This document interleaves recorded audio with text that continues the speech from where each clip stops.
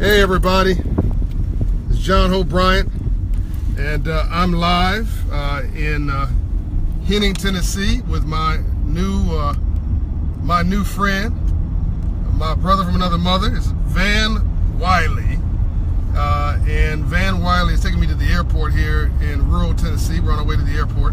Van is the director of the Americas SBDC Tennessee Small Business Development Center.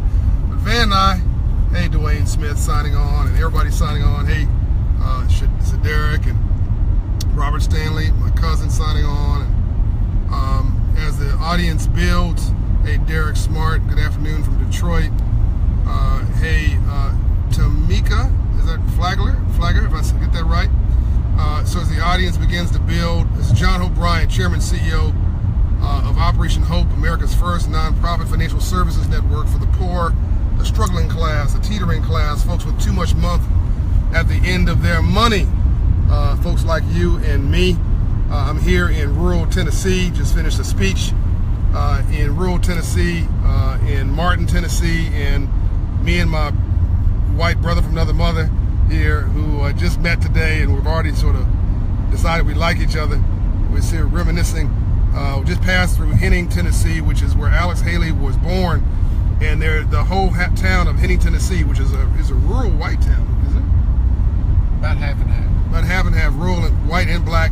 They decided to make the town in honor of Alex Haley, their most famous citizen. And so they've restored his home and created a tourism environment for people to come and understand the history of Alex Haley here in rural Tennessee. Now, that's not what this video is about. This video is about, this is a cool dude here, and I was frustrated when I got to Tennessee last night. And I'm gonna give you a bit of a tease right now. He and I have a lot in common.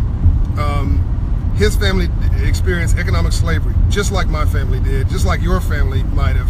And I'm gonna tell you about it in a minute, because right now you're thinking, how could this possibly be? John Bryant's talking about economic slavery, white and black. Wasn't it only blacks that experienced economic slavery? Not true. So hold on a minute, show you how much we have in common. So anyway, I got in last night. Hey, Tiffany Greer from Detroit. Hey, Nashville in the house. It's Edith Graves. All right, got in from Nashville, from Atlanta last night to Memphis. Saw the marker on the wall for the first time that we helped to put up in honor of Dr. King's last flight, and was driven by Carry Car Service. Oh, did I mention their name? Only because they left me sitting on by the side of the road, stuck. Well, I'm gonna mention their name, and drove me here last night. Got in late last night, and this morning it was announced that they forgot to have a driver come get me. So I'm stuck, 2.5 hour drive from Memphis, and I got to get back to Atlanta. I got a dinner tonight. I got to get back to Atlanta, and I got a speech to give. And no driver, no nothing. There's no taxis in town. It's literally Martin, Tennessee is literally a stoplight town. That's not a disrespectful thing to say, right? I mean, that's true. It's the truth. The truth is a stoplight town. I mean, you can walk every place. There's no taxis. There's no Uber. I always like, do you have Uber there? Like, come on now. No Uber, no Lyft. No, can't get a Lyft, can't buy a Lyft, can't find a Lyft. Nothing, no kind of public transportation except your feet. Walking, and you better hope you have a friend. I might be able to go to another town and get a rental car.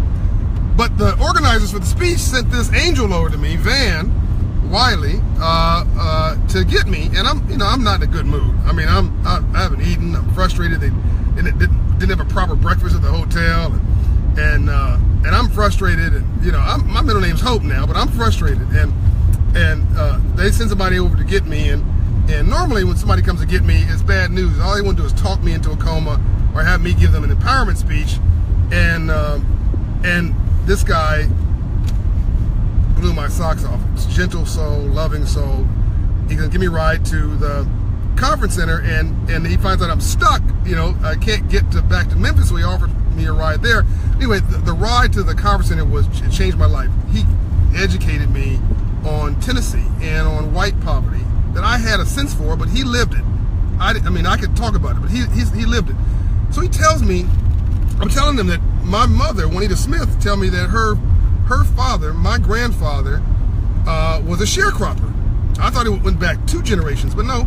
He's saying, no, my mother's father was a sharecropper, which meant that they had property on somebody else's land. It was a white plantation owner, and they were broke. They could never earn enough money in the course of a year to make a life, because the guy owned the land, sold them the feed, sold them the materials, hiked up all the prices, made it financially impossible to have a life. It's basically economic slavery. And of course, my family is financially illiterate. That's why my mother is passionate about being financially illiterate and why she had changed her life, blah, blah, blah. And then my man Van says, well, that's my story too. I said, well, what do you mean that's your story? He says, well, economic slavery. My father, he says, no, grandfather was a sharecropper. Both of them. On both sides of his family. I'm sitting there going, I knew that there were indentured servants that were white that came over in 1619 in Jamestown, Virginia, and the indentured servants were able to pay for themselves, to buy themselves out of bondage, while blacks were subscribed to be slaves for good. So Van was clear to stay, clear to make it very clear. I have no experience of slavery. There's no way I could claim that or you'd understand that. But we have experienced economic slavery because my family was made from sharecroppers. I had to have him break that down for me. Now, Van, what do you mean by your family were sharecroppers and economic slaves? You gotta misquoted yourself. What do you mean by that? They were at the whims of the landowner, who was also white. And lived in town. Would rent a farm to the family. The family would come in, live in their house on the farm, and manage the farm. At the end of the year, the main crop that they had to sell was cotton. Cotton, same crop that black slaves worked. So they would pick their cotton and take it to the gin in the fall, and that was what they had to live off of, to pay the rent on the farm, and then whatever was left was theirs to live off of for the following year. But there was never enough. Never enough. No, it was never enough. So your family was dirt poor. Dirt poor. Didn't have running water. Didn't have the amenities of life that we think that we hold dear to us today. And what were there also blacks on the same land, or did there were blacks in the community? Okay. Yeah, there were. All right. And they all had the same economic plight. You know, there never was enough at the end of the year to get out of that, or to buy. You know, if a farm came for sale, they couldn't buy it because they didn't have any money. Right. And there was no banking facilities at that particular time that would loan money to a sharecropper. So if you were a white sharecropper, you still couldn't get a loan. You still couldn't get a loan because the banks were owned by the elite. The elite. So this is what I'm talking about with the invisible class people. I'm talking about in the power class. The power class of people who've got the money and the wealth and the resources. In this particular case, these were plantation owners, capitalists, lazy capitalism, using slaves and indentured servants they didn't even live on the property, they lived in town, and they let the indentured servants and the sharecroppers do all the hard work and then charge them. It's like a modern day payday loan lender. Just charge them up the wazoo, gave them no benefit for it, and it counted on us being financially illiterate and depressed and distressed. And as we were broke, he was broke. His family was dead broke. Now he had the benefit that he's got this light skin, so you know he didn't catch hell like my grandfather caught hell. My grandfather made the mistake of putting his hands on the property owner, and he had to run for his life because of the color of his skin, and ended up in East St. Louis. And that's where he met my mother. I mean, that's where he had they had my mother was born in Carbon Hill, Alabama, but then that's where my mother was raised in East St. Louis, and that's where my mother met my father, and I moved to California. Or they moved to California, had me. What changed his life was the same thing that changed my family's life, which was somebody stopped and said, enough is enough, and get some education. Now let me be clear. Van is not claiming in any way that his life was as bad as black folks. In fact, he knows it wasn't. In fact, he knows more about civil rights history than I do. He's telling me, he's the one who told me about Alex Haley's farm. He's the one who asked me about the Museum for Civil Rights in Memphis. I mean, he's a cool dude, and he understands his history. And he even said, he said, look, I mean, basically our problem here is ignorance. He told me that half of this population here, white population, is probably 50 years old with no high school education. Doesn't that sound familiar? Doesn't that sound just like the problems in inner city neighborhoods? 50% of the population in rural Tennessee probably has a high school education on the male side. So you want to know where the Ku Klux Klan comes from? You want to know where the ignorance comes from? You want to know where people are saying, oh, global warming doesn't exist, or fear and being hate mongers, somehow that's going to be good policy. You want people who actually believe you can go back to a coal mining economy, or people who actually believe that immigrants are their problem, when the reality is that 4 out of 5 jobs in the last 10 years died because of automation, not immigration. It comes from ignorance. It comes from a lack of education and a lack of exposure, and depression and frustration and financial illiteracy. And this is the 50% population that Van's talking about. Did I get that number right? That same 50% is the case in my communities. It's amazing that that's similar. That's similar. There's not a lot of difference in inner city and pop problems and rural. I'm talking about extreme rural areas of Tennessee or anywhere in the Delta. The problems are the same: illiteracy, drugs, crime, lack of a decent job, lack of decent housing, lack of, in some cases, even adequate retail environments. You know, there's no services. There's not a lot of difference. And then people get depressed, turn to drugs, turn to hate, turn to racism, discrimination. Right? That's right. I mean, it's poor people hating on poor people. That's right. And in the case of ignorant, backwards, racist remarks, it's like I got to be. Some people think they got to be better than somebody. Okay, so if you don't have a high school education, you're white male, and you're depressed, distressed, and you've had a crappy life, I guess you feel that you got to be better than somebody. So then there's a black person that you can feel that you're better than, and if you're stepping on their head, then maybe that means you have elevated yourself. It doesn't mean that, but maybe that means that to somebody who has no education and who's depressed. And what I've had certain hunches about the nature of poverty, but I needed somebody like Van to really, from his own perspective, to break it down for me and confirm it. So, were blacks' plight worse in Tennessee in the 1800s? Dang right it was. What do you say? It was. See, you heard. Van didn't flinch. He said, of course it was. But was life bad for Van and his family? Well, for Van's family, it was. Does the fact that most people around Van's family have this depressed life keep them from growing as a community? Absolutely yes. Does it make it easier for them to scapegoat somebody else? Absolutely yes. That's right. Does it make it easier for them to be manipulated by fear politics? Yes. Yeah. Absolutely yes. See, this is just common sense, people. And when you stop fearing somebody else and actually talk to them, I didn't judge Van. I asked Van. Van didn't judge me. He asked me.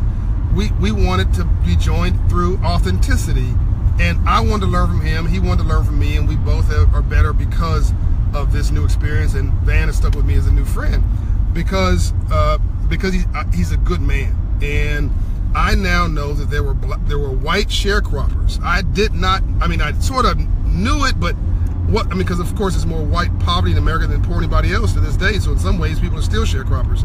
But I didn't, because I connected sharecropping as a sort of the next step from slavery. I really didn't follow that line all the way through. But the thing that set Van's family free. Now listen now. The thing that set Van's family free is what?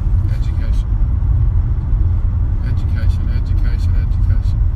Going to school, going to college, having that person behind them to say this is what you're going to do, that believed in your abilities, and that's what given someone the confidence to do better. And that's what they've got. That's what we talked about today. Is what you've got to have, the confidence to do better. So your dad. Tell me about your dad.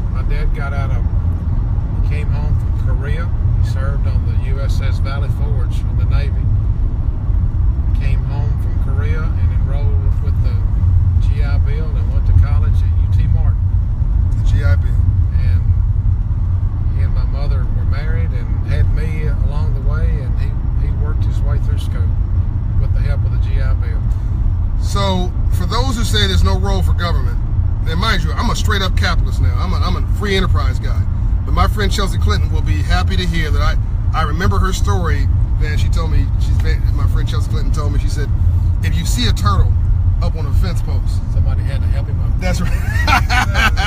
He didn't get there by himself. That's right. It's gonna give you. We do a cool bump here. There, he got that's it. right. If you see a turtle up on a fence post, he didn't get there by himself. Somebody to help him up there, and the government helped a whole generation of Americans through a government subsidy called the GI Bill that gave you a mortgage to buy a home and an education, to get a college education. By the way, the biggest surge in America's growth was after World War II till about 1975, when all of the Van Wiley family members and John Bryan family members got an education above high school, college education, and middle class soared. America, it just exploded, and it was in the late 70s, early 80s when the college levels began, higher education began to dip.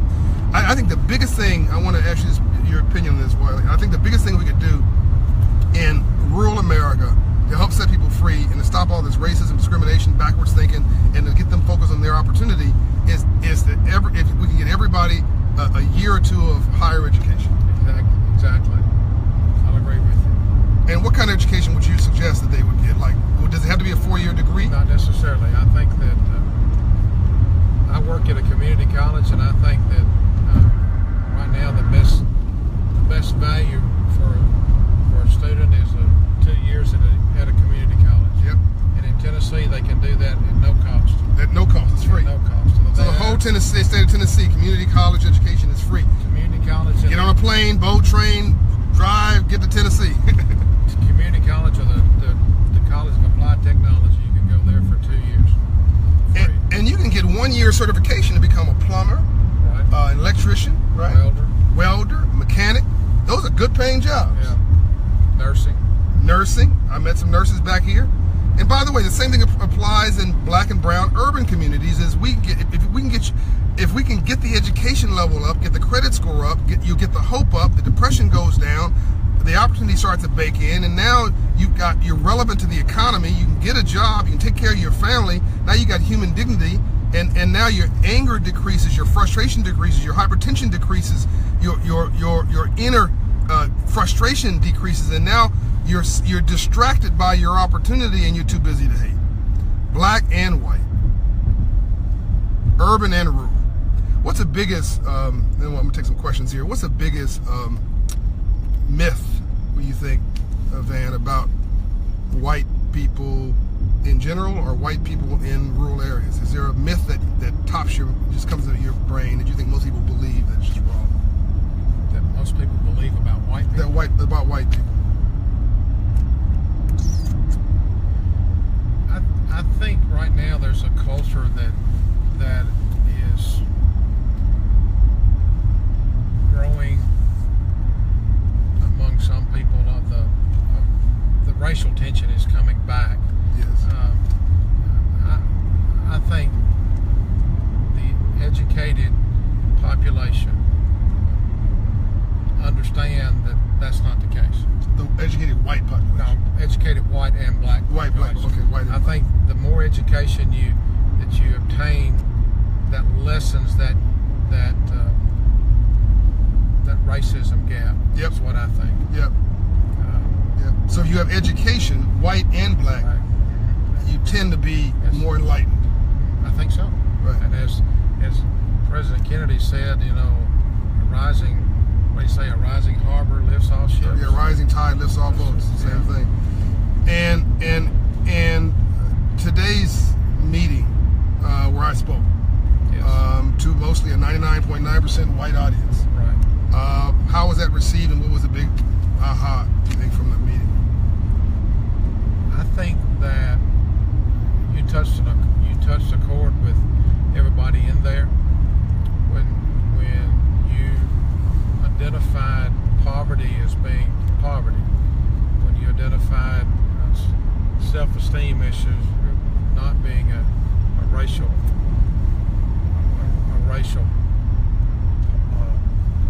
situation, that poor people are poor people, whether they're black or white or green or That's right. That's right. I think that's. You saw the reaction that you received from the crowd, and I think that very heartwarming. It was very resounding message that you gave, that how we can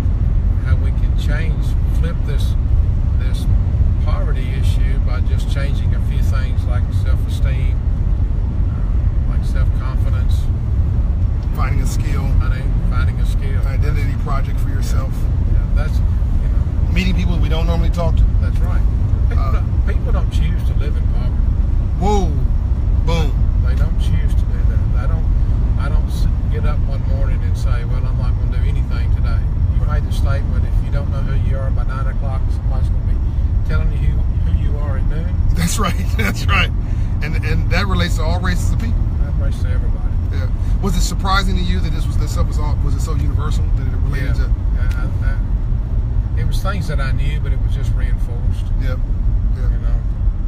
I think that audience was also heartened to see that, hey, we really can get along. Like, and by the way, we deal with some. And by the way, I got my glasses on because my man got his glasses on. So we're doing the Blues Brothers situation here. But I thought that it was we talked about slavery, we talked about racism, we didn't sugarcoat stuff.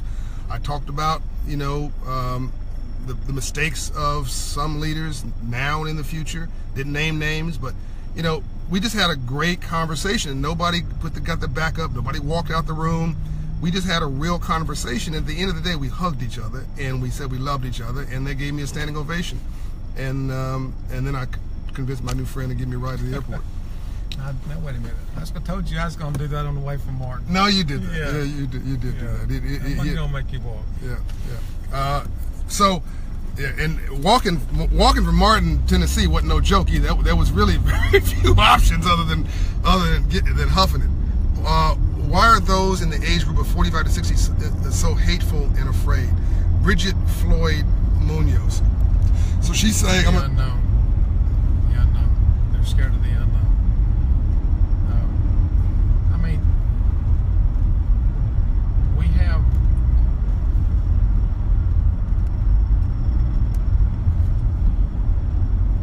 Lack of understanding, I think, of different cultures.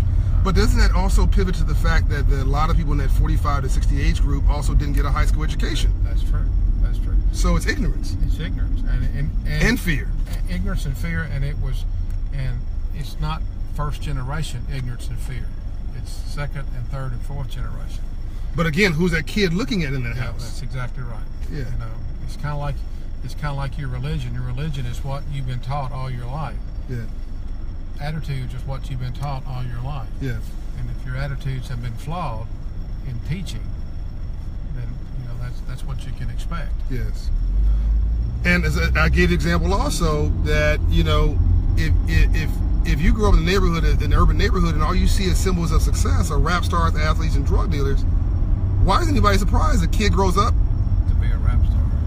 Or wanting to be an athlete or a drug dealer? It makes good common sense. It's not very smart, not very sustainable, but you model what you see. So you have people who are 50 years old, dropped out of high school, didn't go back, never been out of their local community, don't have a lot of exposure, don't have any black friends, listening to the echo chamber of other people who fit the same profile.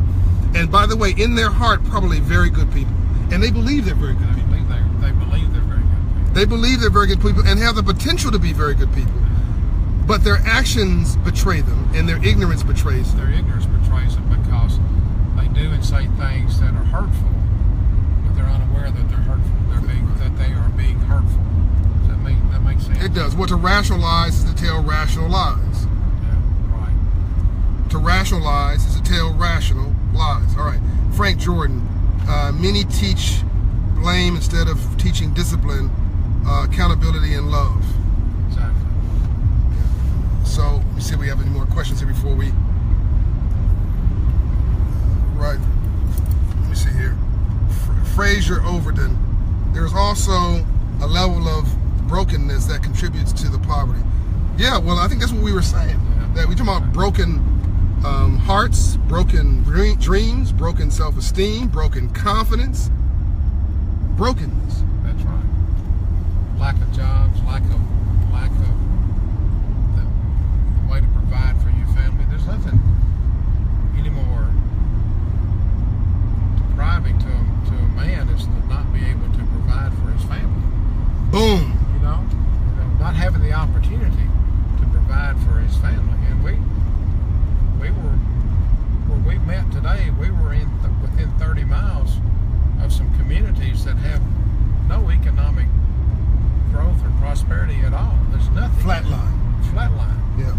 white. That's white, mostly white neighborhood. It's black and white, but that areas. And I mean, there's whole communities, whole towns, whole counties that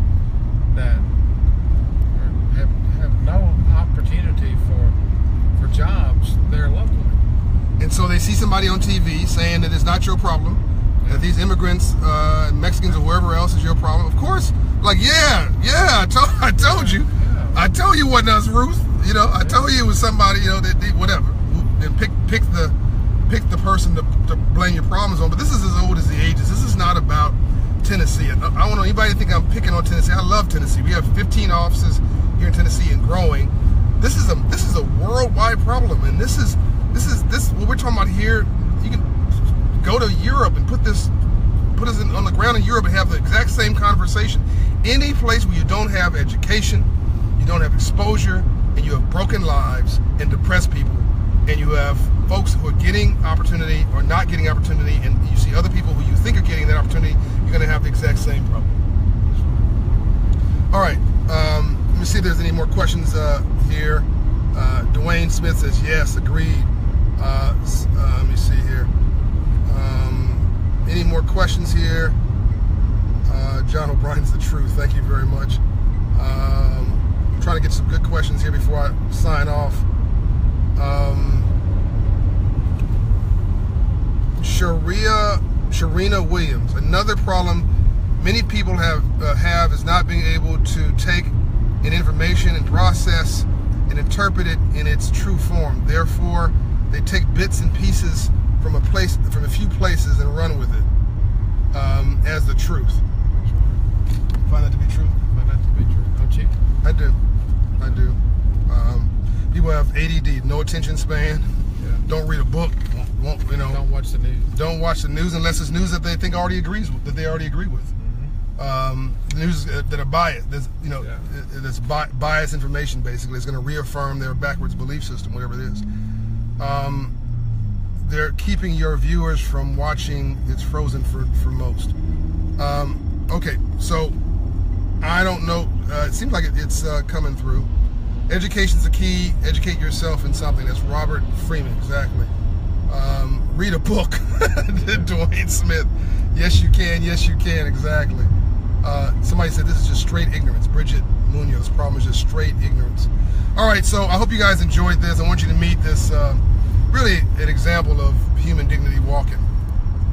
Van is a good man, and he's taught me a little bit about humanity and dignity today, and I'm glad I missed my driver. I'm glad my driver forgot about me. I'm glad that Carry Car Service didn't deliver in Tennessee.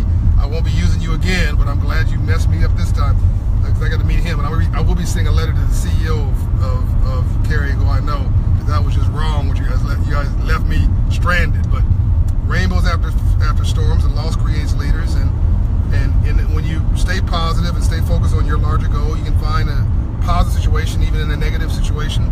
So I didn't have a ride to the event yet alone to Memphis, and I had to catch this flight, and God sent me an angel because I was open-minded and willing to shut up and listen twice as much as I talk. That's why God gave you 2 ears and 1 mouth.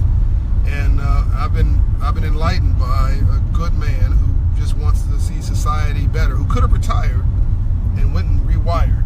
That's right. Get a new job. Anything you want to say in closing to the viewers? Any message of? Just how much I've enjoyed today, our conversation. Yeah. What I've learned. You got a new friend whether you like it or not. I do. All right. And I appreciate it. All right. Love you guys. We're out. I'll answer some comments offline. Peace.